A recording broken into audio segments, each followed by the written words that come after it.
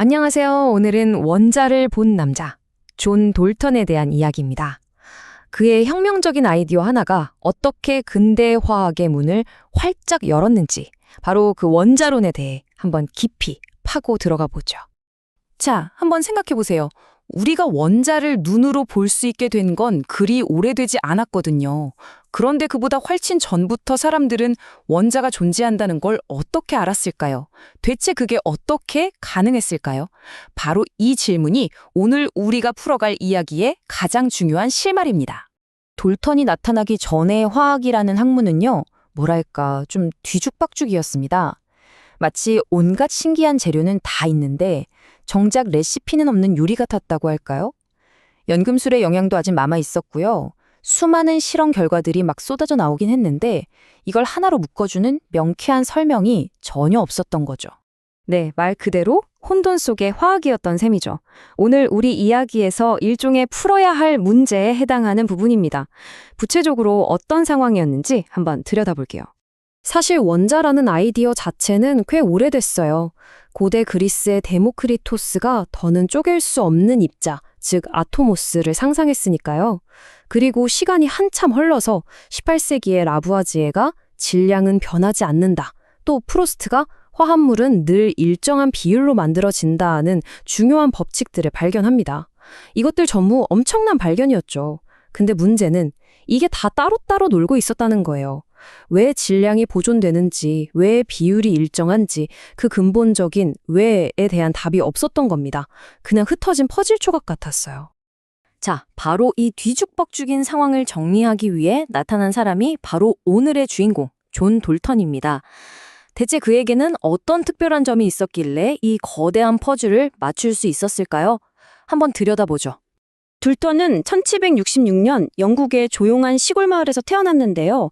집안이 꽤 가난한 퀘이커 교도 집안이었습니다. 이 퀘이커 공동체의 분위기가 굉장히 엄격하고 스스로를 단련하는 걸 중요하게 여겼거든요. 이런 환경이 돌턴에게 평생에 걸쳐 영향을 준 성실함과 탐구 정신을 길러준 셈이죠. 그의 성실함이 어느 정도였냐면 정말 대단합니다. 이 숫자 좀 보세요. 20만. 이게 무려 57년 동안 거의 매일같이 날씨를 관찰하고 기록한 횟수예요. 와, 정말 집요할 정도의 꼼꼼함이죠? 바로 이런 성격이 눈에 보이지 않는 세계의 규칙을 찾아내는 결정적인 열쇠가 됩니다. 심지어 돌턴은 제대로 된 정규 교육을 거의 받지도 못했어요. 대부분을 독학으로 과학과 수학을 깨우쳤고 고작 12살 때부터 아이들을 가르치기 시작했죠. 정말 대단하지 않나요? 나중에 맨체스터로 가서 자연 철학을 가르치면서 기체에 대한 연구에 푹 빠지게 되는데요. 바로 이 기체 연구가 그의 인생을 바꿀 원자론의 결정적인 실마리가 되어줍니다. 자, 이제 드디어 이야기의 핵심으로 들어가 보겠습니다. 그 혼란스럽던 화학계에 돌턴이 내놓은 명쾌한 해답, 바로 돌턴의 원자론입니다. 1803년에 돌턴이 화학의 판도를 완전히 뒤바꾼 네 가지 원칙을 내놓습니다. 아주 간단해요. 첫째, 모든 물질은 원자라는 더는 쪼갤 수 없는 작은 알갱이로 되어 있다. 둘째, 같은 종류의 원자는 질량과 성질이 완전히 똑같다. 셋째, 화합물은 이 원자들이 1대1, 1대2처럼 딱 떨어지는 간단한 정수비로 결합한 것이다. 그리고 넷째, 화학 반응이란 건 그냥 원자들이 서로 파트너를 바꾸는 것뿐 원자가 새로 생기거나 없어지지 않는다. 어때요? 이 간단한 네 문장이 그 복잡했던 현상들을 한 방에 정리해버린 겁니다. 자, 여기서 이런 질문을 할 수 있겠죠? 이거 고대 그리스의 데모크리토스가 했던 얘기랑 비슷한 거 아닌가요? 맞습니다. 하지만 결정적인 차이가 있어요. 바로 증거입니다.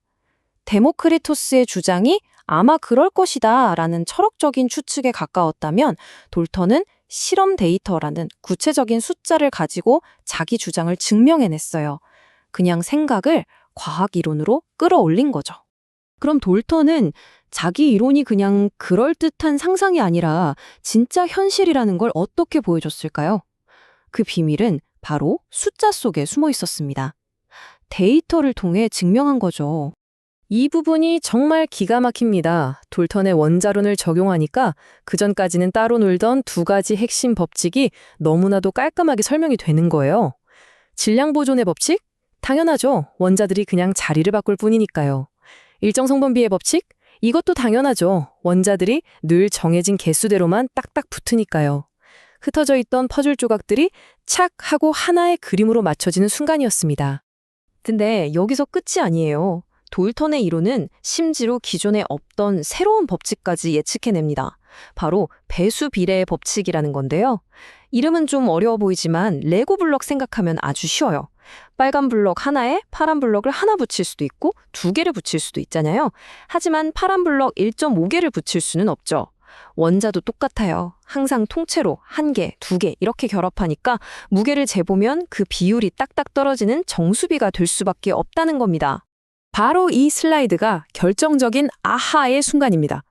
돌턴이 질소랑 산소로 만들어지는 여러 가지 화합물을 분석해봤어요. 그랬더니 정말 놀라운 걸 발견합니다. 똑같은 양의 질소에 달라붙는 산소의 무게를 재보니까 8g, 16g, 24g 이런 식으로 항상 8의 배수로만 결합하는 거예요. 정확히 1대 2대 3 같은 간단한 정수비가 나온 거죠. 이건 산속에 쪼개지지 않는 하나의 벙어리 단위로 결합하지 않고서는 절대 설명할 수 없는 현상이었습니다. 바로 원자의 존재를 보여주는 강력한 증거였죠. 네, 맞습니다. 바로 이 간단한 비율, 이게 바로 원자라는 개념을 더 이상 철학적 상상이 아닌 측정 가능하고 증명 가능한 과학적 사실로 바꿔놓은 최초의 직접적인 증거였습니다. 자, 이제 슬슬 마무리를 해볼까요? 돌턴의 이론 정말 혁명적이었죠. 하지만 그렇다고 완벽했던 건 아닙니다. 그리고 사실 바로 이 지점이 과학이 정말 위대한 이유를 보여주기도 해요. 과학은 스스로의 오류를 인정하고 수정하면서 발전해 나가니까요. 돌턴이 저지른 가장 큰 실수는 뭐였냐면 원자들이 무조건 가장 간단한 비율, 그러니까 1대1로 결합할 거라고 단정해버린 점이에요. 그래서 물의 화학식을 H2O가 아니라 그냥 HO, 암모니아도 NH3가 아니라 NH라고 생각했죠. 당연히 이 출발점이 틀렸으니 그가 계산했던 원자들의 상대적인 무게도 정확할 수가 없었습니다. 이 잘못된 가정 때문에 사실 화학계가 수십 년 동안 꽤나 혼란스러웠어요. 그러다가 아보가드로나 칸니차이로 같은 후대의 과학자들이 나타나서 1860년쯤이 되어서야 돌턴의 이론이 가진 문제점들을 바로잡을 수 있었죠. 결국 과학이란 건 한 명의 천재가 모든 걸 완성하는 게 아니라 이렇게 여러 세대가 힘을 합쳐서 검증하고 발전시켜 나가는 과정이라는 걸 잘 보여줍니다. 하지만 그런 오류가 있었음에도 불구하고 돌턴은 여전히 위대한 과학자로 기억됩니다. 왜일까요? 그의 이론에 몇 가지 흠집은 있었지만 모든 물질은 원자로 이루어져 있다는 이 핵심 아이디어, 이것만큼은 근본적으로 옳았기 때문입니다. 바로 이 생각 하나가 현대화학이라는 거대한 건물을 떠받치는 가장 단단한 주춧돌이 된 거죠. 돌턴은 원자가 더 이상 쪼갤 수 없는 마지막 입자라고 굳게 믿었지만 우리는 결국 그 원자마저 쪼개서 양성자, 중성자, 전자를 발견했잖아요. 이처럼 과학적 진실은 계속해서 발전하고 변합니다. 그렇다면 이런 생각도 해볼 수 있겠죠. 오늘날 우리가 이건 절대적인 진리야 라고 믿는 것들 중에 미래의 후손들이 보기에는 아, 그땐 그렇게 생각했구나 하고 말할 불완전한 지식은 과연 무엇일까요? 여러분도 한번 생각해 보시면 좋겠습니다. 오늘 이야기는 여기까지입니다.